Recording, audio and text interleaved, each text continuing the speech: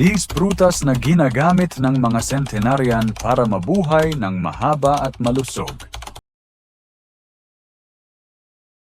Ayon sa mga pag-aaral, maraming centenarian, mga taong umaabot ng edad 100 pataas, ay may ilang partikular na pagkain na regular nilang kinokonsumo.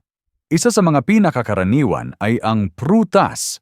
Sa video na ito, tatalakayin natin ang 6 na uri ng prutas na madalas kainin ng mga centenarian sa iba't ibang bahagi ng mundo. Ipinapakita ng siyensya na ang mga prutas na ito ay may mahahalagang sustansya na tumutulong sa pagpapanatili ng malakas na katawan, malusog na puso, at mas mahabang buhay. Ang carica papaya, o mas kilala bilang papaya, ay isang tropikal na prutas na matagal ng bahagi ng tradisyonal na pagkain sa mga bansang may maiinit na klima tulad ng Pilipinas, India, Mexico, at ilang bansa sa South America. Ngunit higit pa sa pagiging karaniwan sa hapagkainan, ang papaya ay isa sa mga prutas na inuugnay sa pangmatagalang kalusugan ng mga matatanda. Maraming centenarian sa Asia at Latin America ang regular na kumakain ng papaya. At ang ugnayang ito ay patuloy na pinag-aaralan ng mga eksperto. Sa isang pag-aaral na inilathala sa Journal of Medicinal Food noong 2013, ipinakita na ang katas ng hinog na papaya ay may malinaw na anti-inflammatory at antioxidant properties na nakatutulong sa pagpapababa ng oxidative stress sa katawan, isa sa mga pangunahing sanhi ng chronic diseases sa mga matatanda, gaya ng diabetes, arthritis, at cardiovascular disease. Sa parehong pag-aaral, napag-alamang ang regular na pagkonsumo ng papaya ay may epekto sa pagbawas ng markers ng inflammation tulad ng C-reactive protein CRP sa dugo. Bukod sa mga benepisyong ito, ang papaya ay kilala rin sa taglay nitong digestive enzyme na tinatawag na papain. Ayon sa isang review na inilathala sa Nutrients 2020, ang papain ay tumutulong sa pag-breakdown ng protina sa pagkain na lubhang kapaki-pakinabang sa mga matatandang may kahirapan sa panunaw.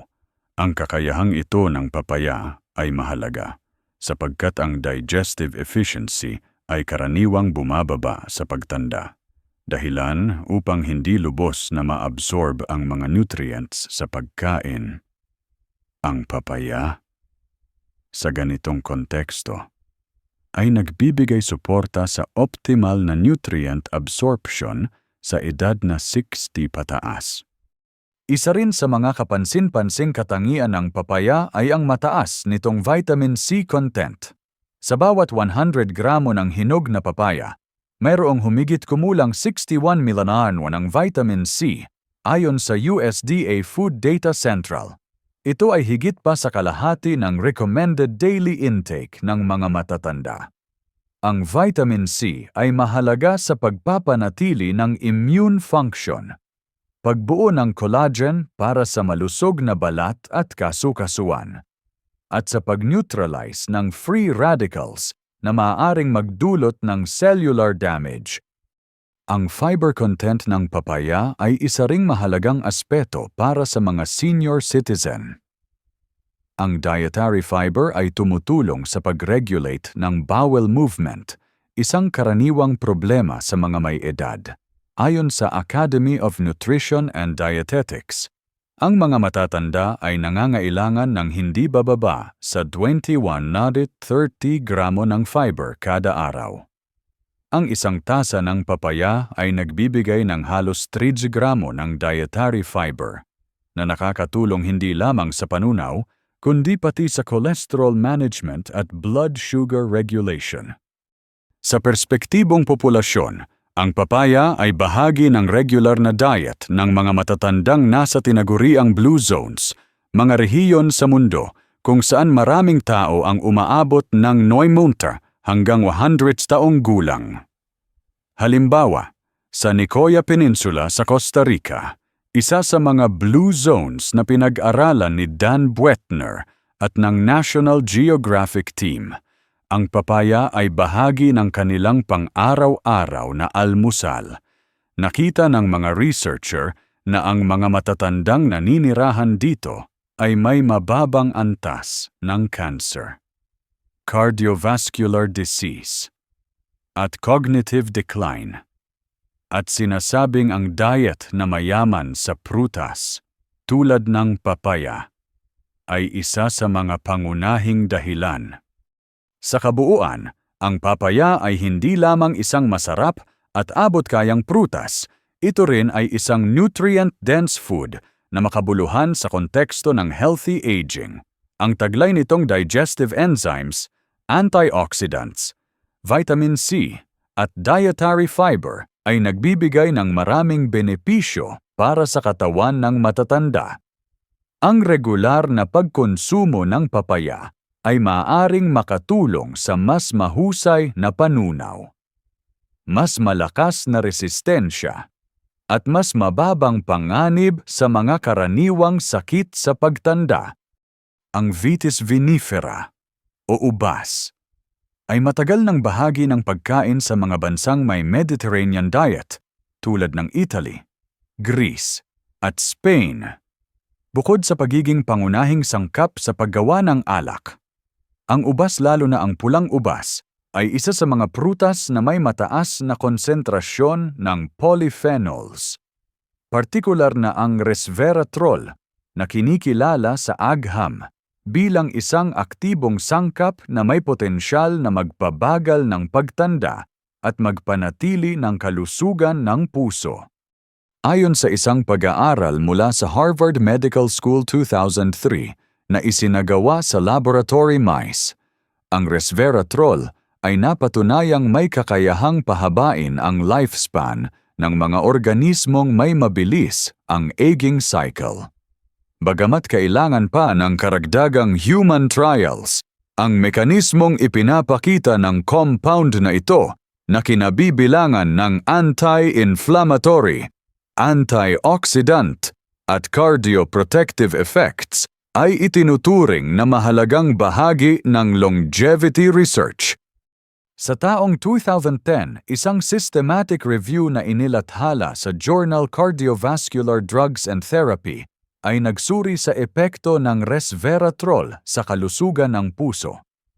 Natuklasan nila na ang compound na ito ay nakatutulong sa pagpababa ng blood pressure, pagpigil sa platelet aggregation na maaaring magdulot ng pamumuo ng dugo, at pagbuti ng endothelial function, na lahat ay may kaugnayan sa mas mababang panganib ng stroke at heart attack, dalawang pangunahing sanhi ng kamatayan sa mga taong may edad 60 pataas. Hindi lamang resveratrol ang mahalagang sangkap ng ubas. Ayon sa USDA Food Data Central, ang isang tasa ng pulang ubas ay naglalaman ng humigit kumulang 1.4 grams ng dietary fiber at may mga flavonoid tulad ng quercetin at catechin na parehong may aktibidad bilang antioxidant. Ang mga antioxidant na ito ay tumutulong sa pag-neutralize ng free radicals na siyang nagdudulot ng cellular damage na konektado sa iba't ibang chronic diseases gaya ng cancer, Alzheimer's disease, at macular degeneration. Sa populasyon ng mga matatanda sa Sardinia, Italy, isa rin sa mga kilalang blue zones na pansin ng mga researcher na ang kanilang diet ay may kasamang regular na pagkonsumo ng ubas, hindi lamang bilang prutas, kundi bilang sariwang grape juice o natural wine. Ayon sa ulat ng Blue Zones Project na isinagawa sa pakikipagtulungan ng National Geographic 2005-2009, ang mga Sardinian centenarians ay may mas mababang incidence ng cardiovascular disease kumpara sa global average. At isa sa mga inaasahang dahilan ay ang consistent intake ng polyphenol-rich foods tulad ng ubas. Dagdag pa rito, isang clinical trial na inilathala sa Journal of Nutrition 2015 ang nagsagawa ng 8-linggong intervention sa matatandang may metabolic syndrome. Ang mga kalahok na binigyan ng grape powder equivalent to 1.5 cups of fresh grapes per day ay nagpakita ng makabuluhang pagbaba sa systolic blood pressure at markers ng oxidative stress. Ipinapakita nito na kahit sa short-term consumption, may positibong epekto ang ubas sa metabolic at vascular health ng mga matatanda. Sa mga bansang may mataas na prevalence ng centenarians, gaya ng Icaria sa Greece, ang ubas ay kadalasang sinasama sa light meals at merienda. Bukod sa benepisyong pisikal, ang pagkain ng prutas gaya ng ubas ay sinasabing may positibong epekto rin sa mental well-being dahil sa taglay nitong bioactive compounds na may potensyal na protektahan ang utak laban sa neurodegeneration, ayon sa isang pananaliksik na inilathala sa Frontiers in Aging Neuroscience 2017, ang regular na pagkonsumo ng flavonoid-rich fruits tulad ng ubas ay maaaring makatulong sa pagpapanatili ng cognitive performance sa mga matatanda. Sa kabuuan, ang ubas ay hindi lamang isang simpleng prutas, kundi isang functional food na maaaring makatulong sa pagpapanatili ng malusog na puso, maayos na sirkulasyon ng dugo, at paghina ng oxidative damage sa cells. Ang mga bioactive compounds nito, particular ang resveratrol at flavonoids, ay may siyentipikong basehan sa larangan ng geriatric nutrition at preventive cardiology. Para sa mga taong nasa edad 60 pataas, ang pagsasama ng ubas sa araw-araw na pagkain ay isang praktikal at natural na paraan upang suportahan ang pangmatagalang kalusugan. Ang musa SPP o saging ay isa sa mga pinaka-accessible at pinakakaraniwang prutas sa buong mundo, lalo na sa mga rehiyong tropikal tulad ng Pilipinas.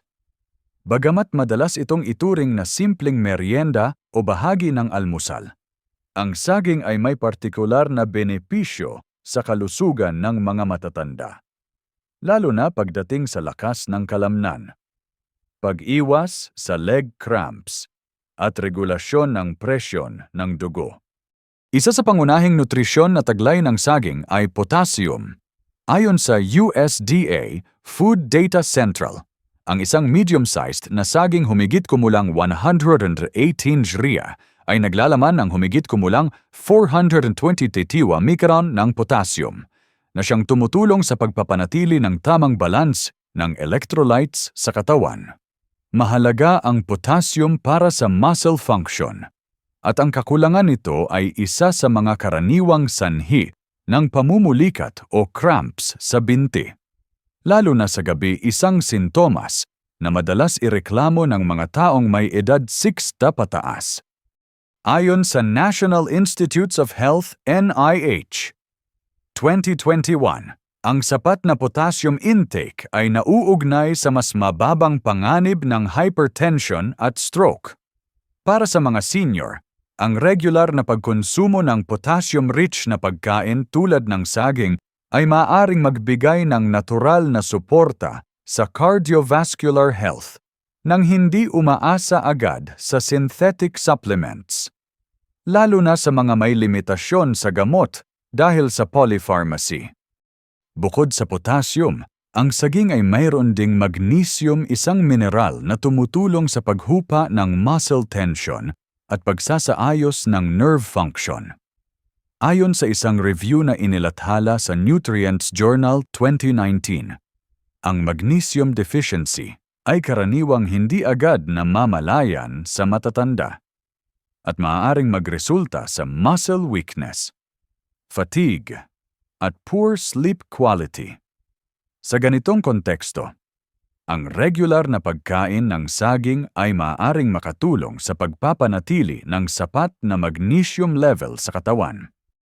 Ang saging ay mayaman din sa natural carbohydrates na madaling i-metabolize ng katawan. Kaya ito ay itinuturing na mabuting source ng enerhiya, lalo na para sa mga senior na kailangang mapanatili ang tamang timbang at physical stamina. May taglay din itong vitamin B6 na may mahalagang papel sa brain function at mood regulation. Ayon sa isang artikulo mula sa Harvard Health Publishing 2019, hindi rin dapat kaligtaan ang fiber content ng saging.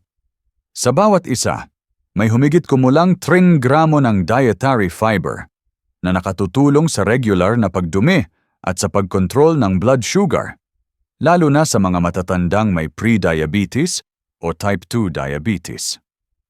Sa isang obserbasyonal na pag-aaral na isinagawa sa Japan noong 2017 Journal of Nutrition, Health and Aging, nakita na ang mga matatandang kumakain ng prutas na may mababang glycemic index, tulad ng saging, ay may mas mababang risk ng frailty at functional decline. Sa konteksto ng accessibility at affordability, ang saging ay madaling isama sa pang-araw-araw na diet.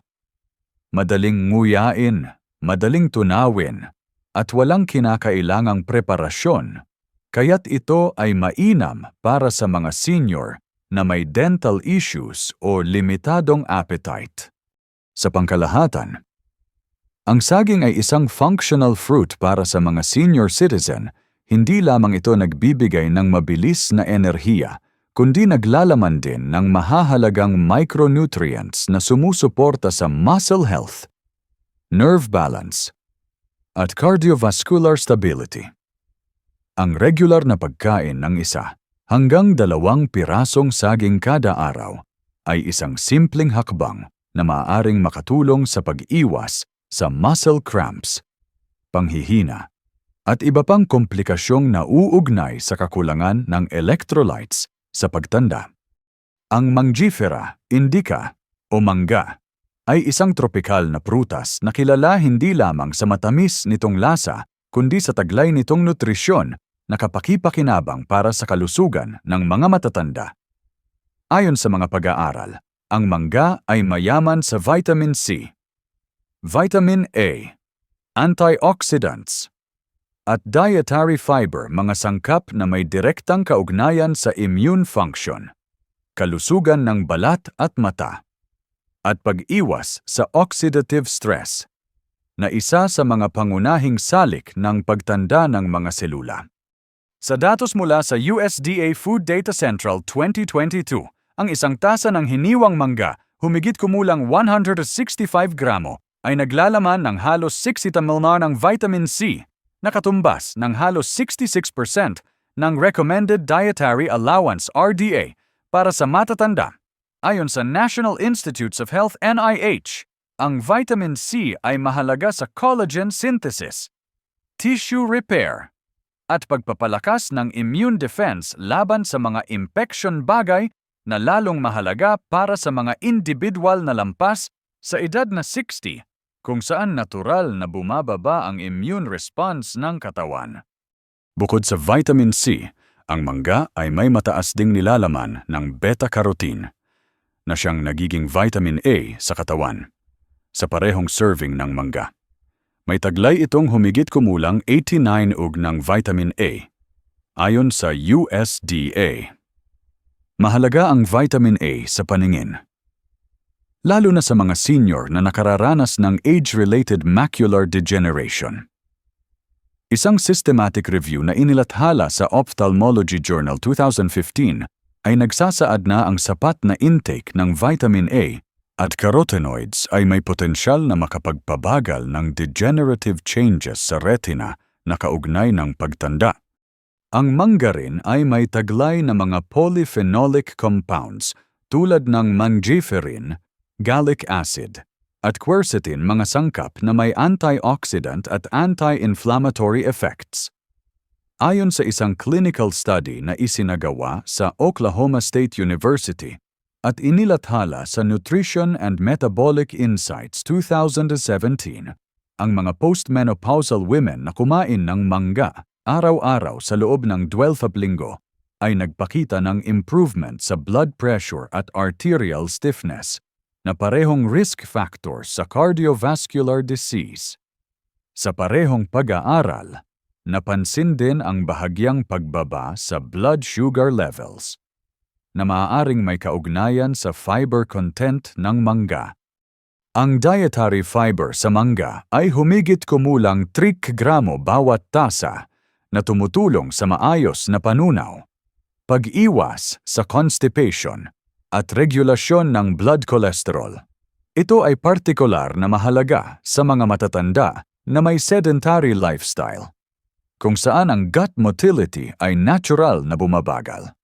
Ayon sa Academy of Nutrition and Dietetics, ang sapat na fiber intake sa senior population ay may ugnayan sa mas mababang incidence ng coronary heart disease, stroke, type 2 diabetes, at colorectal cancer.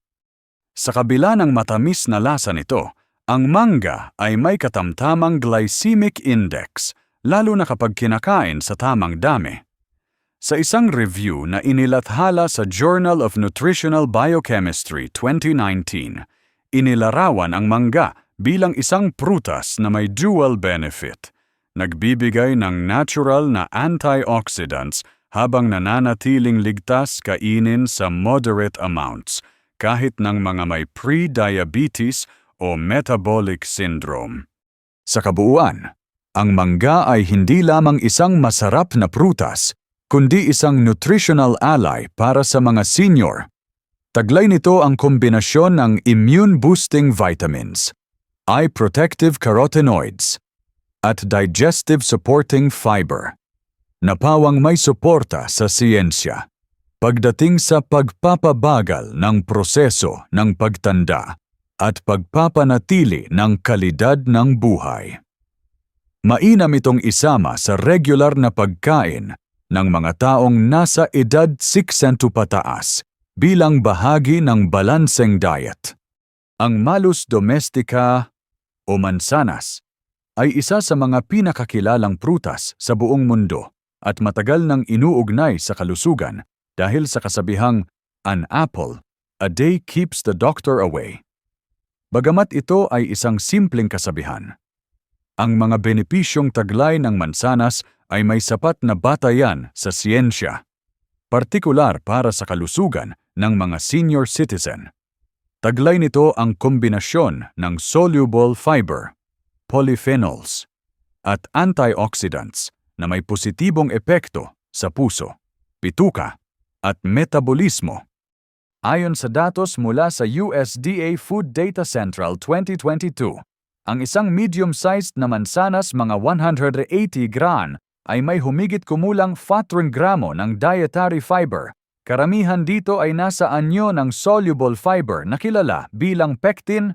Ang pectin ay napatunayang nakakatulong sa pagbaba ng LDL cholesterol, bad cholesterol sa dugo sa pamamagitan ng pagsipsip at pag-aalis nito sa digestive tract bago pa ito ma-absorb ng katawan.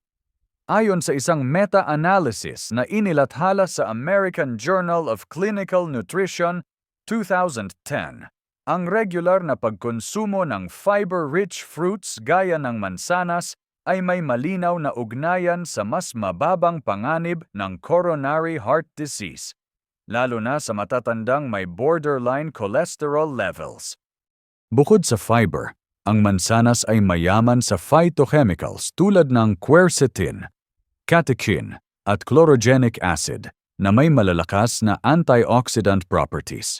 Sa isang pag-aaral na isinagawa ng University of Reading at University of Oxford 2013 at inilathala sa BMJ, ipinakita na ang araw-araw na pagkain ng isang mansanas sa mga may edad na 55 pataas ay maaaring makabawas ng bilang ng cardiovascular-related deaths sa parehong antas ng preventive medication, gaya ng statins, ngunit walang mga side effect.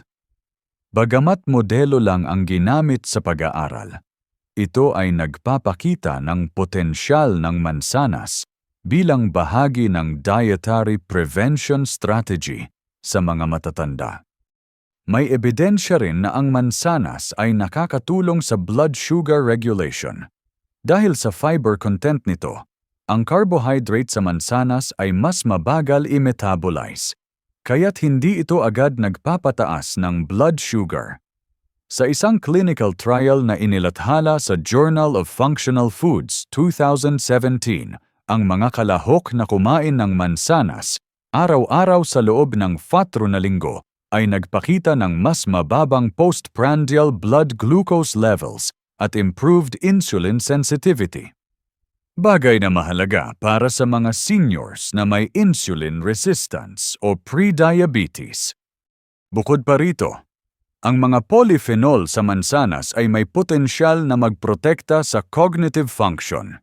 Isang review mula sa Frontiers in Nutrition 2020 ay nag-ulat na ang regular na pagkain ng prutas na may mataas na flavonoid content, tulad ng mansanas, ay may ugnayan sa mas mababang insidente ng demensya at age-related cognitive decline. Ito ay mahalagang konsiderasyon sa mga matatanda na nais mapanatili ang memorya at mental sharpness. Ang mansanas ay mababa rin sa calories, mga 95 calories bawat isa, at walang saturated fat o kolesterol. Kaya't ito ay isang mainam na merienda o bahagi ng pagkain para sa mga taong kailangang mag-monitor ng kanilang timbang at lipid profile. Madali rin itong nguyain para sa karamihan ng seniors, lalo na kapag hiniwa o pinakuluan. At may mahabang shelf life kumpara sa ibang prutas. Sa kabuuan, ang mansanas ay isang functional at preventive food na angkop sa pang-araw-araw na pagkain ng mga matatanda. Taglay nito ang heart-friendly fiber, blood sugar stabilizing compounds, at brain-protective antioxidants na may matibay na suporta mula sa pananaliksik. Ang regular na pagkain ng 1 hanggang 2 mansanas kada araw ay maaaring maging bahagi ng pangmatagalang estratehiya para sa healthy aging. Ang Psidium guajava o bayabas ay isang prutas na karaniwang matatagpuan sa mga tropikal na bansa gaya ng Pilipinas, India, at Brazil. Sa kabila ng pagiging abot-kaya at madaling hanapin, ang bayabas ay hindi palaging nabibigyang pansin bilang bahagi ng healthy diet. Subalit, batay sa mga makabagong pananaliksik, ang bayabas ay isa sa pinakamayamang prutas sa vitamin C at may mataas na antas ng antioxidants, fiber, at antimicrobial compounds na kapaki-pakinabang, lalo na sa kalusugan ng mga matatanda. Ayon sa USDA Food Data Central 2022, ang 100 gramo ng hinog na bayabas ay naglalaman ng humigit kumulang 228 mg ng vitamin C, higit pa sa doble ng recommended daily intake para sa mga matatanda. Ayon sa National Institutes of Health (NIH), ang vitamin C ay mahalaga hindi lamang sa pagpapanatili ng malakas na immune system, kundi pati sa pagsasaayos ng mga nasirang tissue, paggaling ng sugat, at proteksyon laban sa free radical damage. Napawang mga aspeto ng biological aging. Ang mataas na konsentrasyon ng vitamin C sa bayabas ay nagbibigay ng mabisang panangga laban sa common infections na madalas makaapekto sa mga senior tulad ng sipon, ubo, at urinary tract infections. Bukod sa vitamin C, ang bayabas ay mayaman din sa dietary fiber, humigit kumulang 5.5 gramo bawat 100 gramo. Ayon sa parehong source, ang mataas na fiber content nito ay nakatutulong sa pagpapababa ng kolesterol, pagregula ng blood sugar, at pagpapabuti ng bowel movement, mga isyong karaniwan sa mga senior citizen. Sa isang observational study na inilathala sa Asia-Pacific Journal of Clinical Nutrition 2016, ipinakita na ang mga matatandang regular na kumakain ng bayabas ay may mas mababang fasting blood glucose at mas magandang lipid profile kumpara sa mga hindi kumakain nito. Isang natatanging sangkap sa bayabas ay ang lycopene, isang carotenoid antioxidant na karaniwang matatagpuan sa mga mapulang prutas, gaya ng bayabas at kamatis. Ayon sa isang review na inilathala sa Critical Reviews in Food Science and Nutrition 2017, ang lycopene ay may potensyal na magpababa ng panganib ng ilang uri ng cancer, pati na rin ng cardiovascular disease. Mayroon ding quercetin at kaempferol ang bayabas, mga flavonoid na kilala sa kanilang anti-inflammatory properties na maaaring makatulong sa kondisyon gaya ng arthritis na karaniwan sa mga may edad. Bukod sa laman ng prutas, ang balat at buto ng bayabas ay naglalaman din ng antibacterial compounds na napatunayang epektibo laban sa ilang uri ng bakterya. Sa isang pag-aaral mula sa Indian Journal of Medical Research 2015, ipinakita na ang katas ng bayabas ay may natural na antibacterial effect laban sa Escherichia coli at Staphylococcus aureus, mga bakterya, na madalas sanhi ng infection sa urinary at digestive system ng matatanda. Mula sa pananaw ng practical nutrition, ang bayabas ay may mababang glycemic index at mababang calorie content, humigit kumulang 68 calories bawat 100 gramo, na ginagawa itong isang ideal na prutas para sa mga senior na kailangang bantayan ang kanilang blood sugar o body weight. Hindi rin ito nangangailangan ng matinding preparasyon at maaaring kainin ng hilaw, ilaga, o gawing juice. Sa kabuuan, ang bayabas ay isang nutrient-dense, low-cost fruit na may malawak na benepisyo para sa kalusugan ng mga matatanda.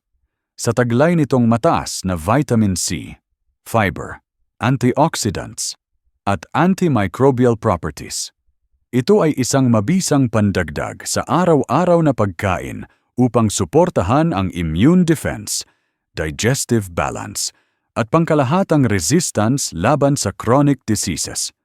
Mainam itong kainin 6-7 beses kada linggo o ayon sa payo ng nutritionist bilang bahagi ng balanced diet ng mga nasa edad 60 pataas. Matapos talakayin ang 6 na prutas na karaniwang bahagi ng pagkain ng mga sentenaryan sa iba't ibang bahagi ng mundo, malinaw na ang regular na pagkonsumo ng mga ito ay maaaring magbigay ng makabuluhang benepisyo sa kalusugan ng mga matatanda. Mula sa papaya na sumusuporta sa panunaw, hanggang sa ubas na nagpoprotekta sa puso. Mula sa saging na nagpapalakas sa kalamnan, hanggang sa mangga na tumutulong sa immune system at paningin. At mula sa mansanas na may epekto sa kolesterol at blood sugar, hanggang sa bayabas na may pinakamataas na antas ng vitamin C, ang mga prutas na ito ay may siyentipikong basehan sa larangan ng healthy aging. Ang bawat prutas ay may natatanging taglay na bitamina, mineral, at antioxidant na tumutugon sa mga pangunahing hamon sa kalusugan ng mga taong nasa edad 60 pataas. Bagamat walang iisang pagkain na makapipigil sa pagtanda, ang pagsasama ng mga prutas na ito sa balanseng pagkain araw-araw ay isang epektibong paraan upang mapanatili ang lakas, kalinawan ng pag-iisip, at resistensya ng katawan. Para sa mas magandang epekto, inirerekomendang kumain ng hindi bababa sa 2 uri ng sariwang prutas bawat araw, kasabay ng iba pang masustansyang pagkain gaya ng gulay, whole grains, at lean protein.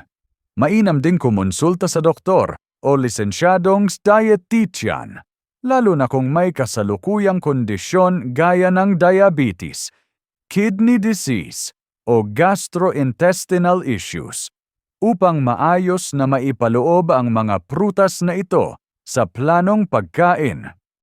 Kung nakatulong sa inyo ang impormasyong ito, i-like ang video, mag-subscribe sa aming channel, at isi-share ito sa mga mahal niyong senior sa buhay. Huwag kalimutang i-comment sa ibaba kung alin sa mga prutas na ito ang inyong madalas kainin. O kung may iba pa kayong tanong tungkol sa nutrisyon at kalusugan sa senior age,